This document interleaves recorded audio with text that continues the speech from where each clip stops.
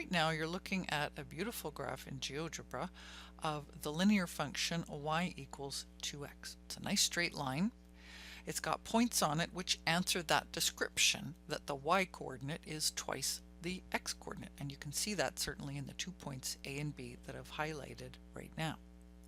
We're going to calculate the slope of this line using those 2 points. Slope, you may recall, is a measure of the steepness of a line, and it is calculated by comparing two measurements, these two measurements to be specific. The dotted purple one, called delta y, the length of that segment is how much higher the point B is than the point A, and the dotted green segment, called delta x, its length is a measure of how much further the point B is to the right than the point A is. When we're calculating slope, we take those two measurements and we compare them in a ratio like this. Slope is calculated by dividing delta y by delta x. And since we're looking at the graph here, we can just count the numbers of squares to figure out what delta x and delta y are. Delta y is 2 squares, so B is 2 squares higher, 2 units higher than A, so delta y must be plus 2.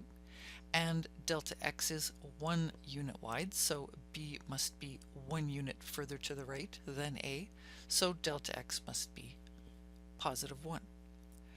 But if we don't have the graph in front of us, we could always calculate those values by subtracting coordinates. Delta y literally means the difference between the y's. The y-coordinates here are 2 and 0. There we are subtracting them in the fraction, and the x-coordinates, the difference between them, would be 1 minus 0. Now these are nice easy numbers to calculate. We end up with 2 over 1, which is 2. So that's the slope of the line between the points A and B.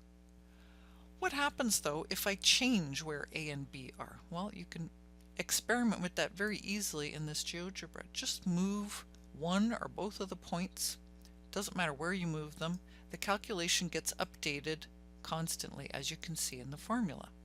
So now I'm looking at a delta y of 8 minus negative 2 and a delta x of 4 minus negative 1.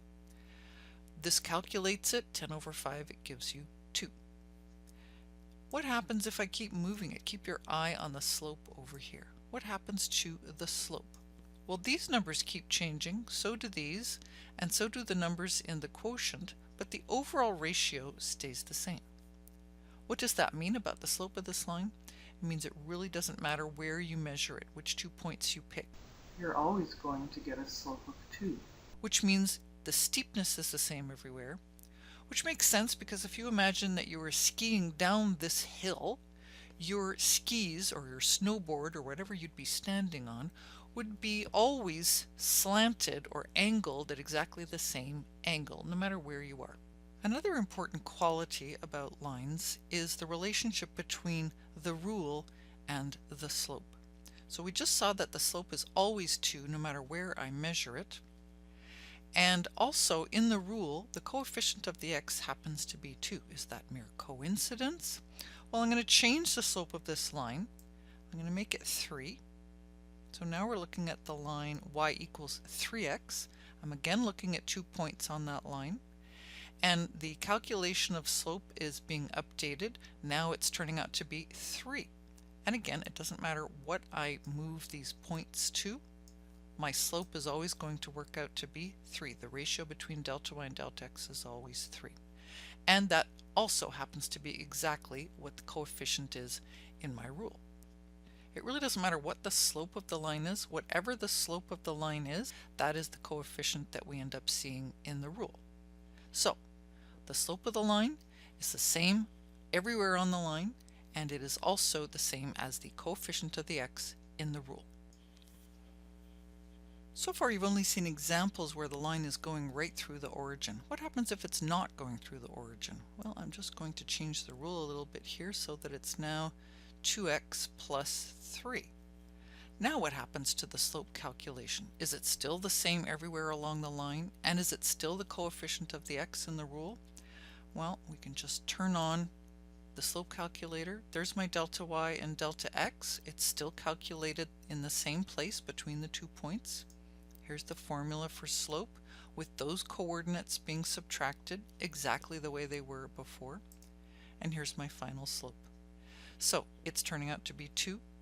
Is that going to be the case anywhere on the line? Sure looks that way.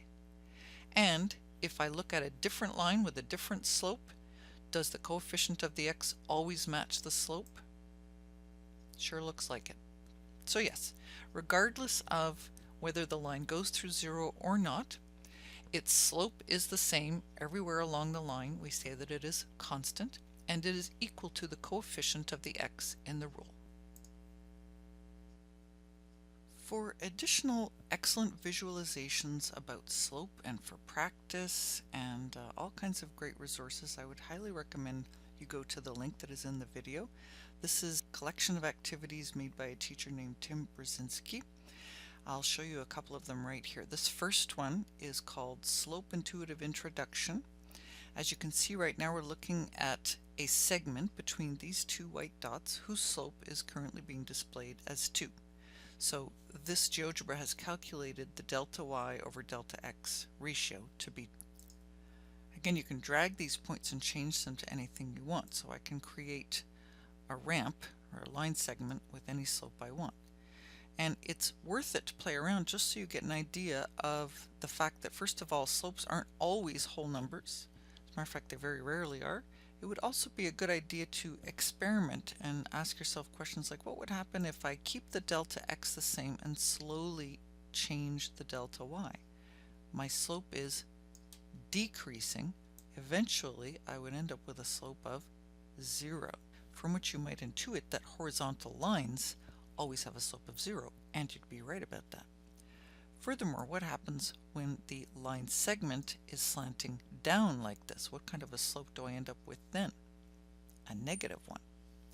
After you finish playing around with that, you could check out any of these other ones, but here's a nice little quiz that you can take about slopes where it gives you a slope and then you create a segment with that slope, and you can even check and see if you're right and then generate as many new problems as you want.